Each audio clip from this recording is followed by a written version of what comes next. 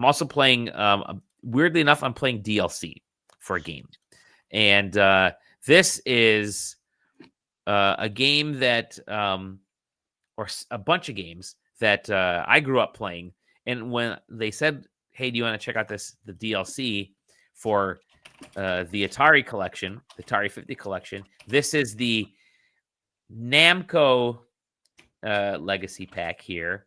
I jumped at it because I am a huge fan of those classic Namco games. So, again, a lot of the same vein of what they do with the Atari 50 and what Digital Eclipse does with these, which are more like game preservation. It's like the Criterion collection of these classic games. But I love just the history of Namco, because even Namco doesn't talk about the history of Namco. Like, it's so fascinating. They're very deep in Bandai right now. Exactly. Like Pac-Man pops out sometimes, and that's about it. But Bandai doesn't even care. So it's wild. Like the as you kind of follow along, Namco and Atari, for the most part, have had a good relationship, right?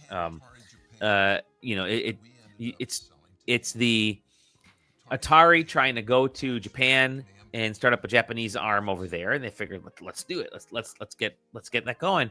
And meanwhile, you have a company started by Masaya Nakamura in Tokyo called Nakamura Manufacturing Company. And he was this dude that just refurbished and cleaned and repaired those coin-op horse games, right? So he just kept doing that. Eventually started making his own coin-op horse games, changed Nakamura Manufacturing Company to Namco as their branding. And you get to find out about that in this, which is really neat. Like, I love this history lesson stuff. Again, they have posters, they have work documents, sketches, and you find out the history. Like in '73, Atari, like I said, Atari tried to get to Japan. They failed. Luckily, Namco was there to sort of take up and the distribution, and they kept that partnership going. And then after a while,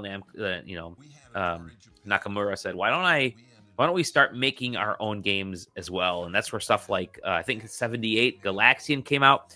Galaxian is one of my all-time favorite classic arcade games. So I was so happy to see it in this collection, because that was probably the very first arcade game that I ever played, Galaxian. It was a very early '80s at Detroit International Airport. I don't even think it was called Metro Airport at the time. I think it was Detroit International Airport, and picking up family members as they flew in from Eastern Europe. And so it was awesome, Galaxian. And then that's obviously the sequel is Galaga to Galaxian. And then they also created, I think in 1980, they created Pac-Man at the time, because it didn't really have a name. And it just kind of went from there. So this collection has a bunch of different variations, from arcade versions, from the VCS, PC versions, and it's really cool. And it works through sort of the first set of these Namco games through to like the early '80s. So I think the games that are included, obviously Pac-Man, Galaxian, Galaga, Xevious, and Dig Dug. And I think that's basically it. It's not a ton of games. It focuses on those variations. Again, for like I think the DLC is usually like $7 or something, $7.50. But it's pretty extensive for what it is. And it kind of ends on a little bit of a cliff note, because it'll say, it says the end, or is it, type of thing. So I'm wondering if they're actually going to get into some of the rest of the Namco stuff in a subsequent pack going forward. Because I think there is quite a bit. Namco games, Pac-Man, Galaga, like those were the arcade games. Yeah. Atari had Pong.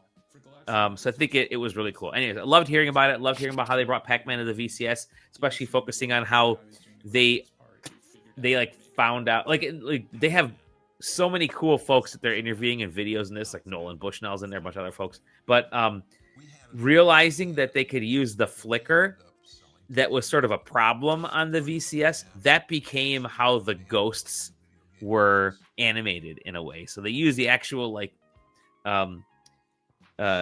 box of the issues, the limitations of the Atari VCS/2600 to make it a cool product and work within that. And then of course you have to make one of the worst video games of all listen time. That was I played Pac-Man religiously on the Atari 2600. Like, I couldn't make it out to the arcades, but that was home. Like, you played arcade games at home with Pac-Man. There, you see the video right there. You played the arcade version at home, and for you, that was Pac-Man. Like, for me, Pac-Man was what was on my Atari. Pole Position was on my Atari, but it's not that. You know, Galaxian, all these games were the arcade games. We were kids at the time. This was Pac-Man. So it was just a cool way to show how they were able to pull it off. And they have a lot of that. And by the way, you're seeing a lot of the pictures in here. The artwork and the concept art for Pac-Man was incredible. What they did to advertise Pac-Man for the VCS from the initial concept art was like, it's bonkers. It could be, I'd love for them to make like a game or a movie or a TV show based off those original pieces of concept art. Like, they go. We need a new Namco museum, is what. Yeah, we need. They really do. They like the one we're used to seeing is the released one, which is like the tall, skinny, big, giant yellow orb dude eating the red discs. But they have that in here. But prior to that, there were so many levels and versions of Pac-Man concept art that was just incredible. Anyways, yeah, this is really cool. It's great to kind of play some of these older games again. Surprised how well they still play for what they are. But again, it's a Criterion Collection. I love it. I watched all these on the Switch, plugged the Switch 2 in, and they work fine, and it was good. So yeah, the Namco Legacy aspect. I respect Namco's dedication to making Xevious a thing. Yeah. Like, since like they've been re-releasing Xevious nonstop.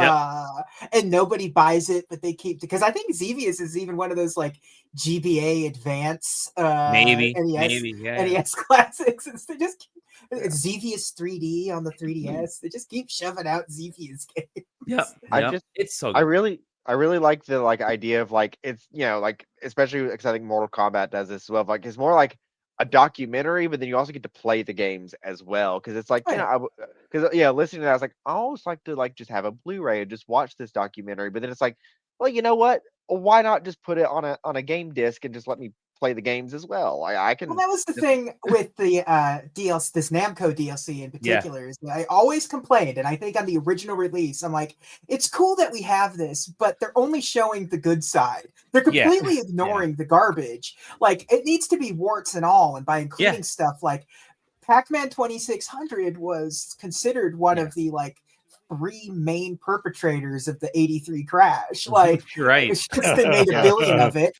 It sold like shit and nobody liked it. So, you know, into the New Mexico desert they went with E.T. and I forget what the third one is at this point. Yeah. But I mean, it's just great to the history aspect of this is awesome. Yeah. I'd love one big, like, when it's all said and done. And I know they actually did re-release the Atari 50 with like the first season's worth of things. Just give me a big box set with every bit of DLC down the, like, put it all in one.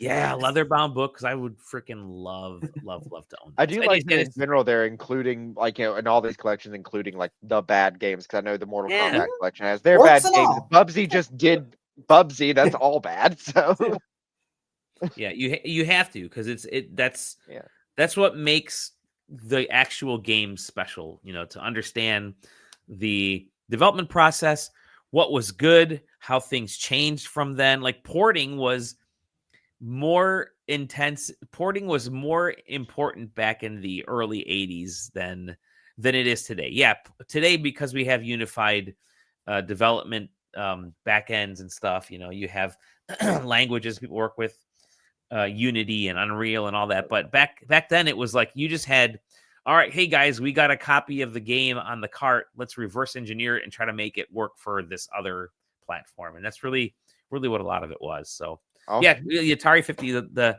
Namco Legacy. JJ, I know if you don't have it, you're probably gonna get it, but it's worth it. Cool. Oh yeah, I got it, buddy. Rebundle it. Give me a complete edition.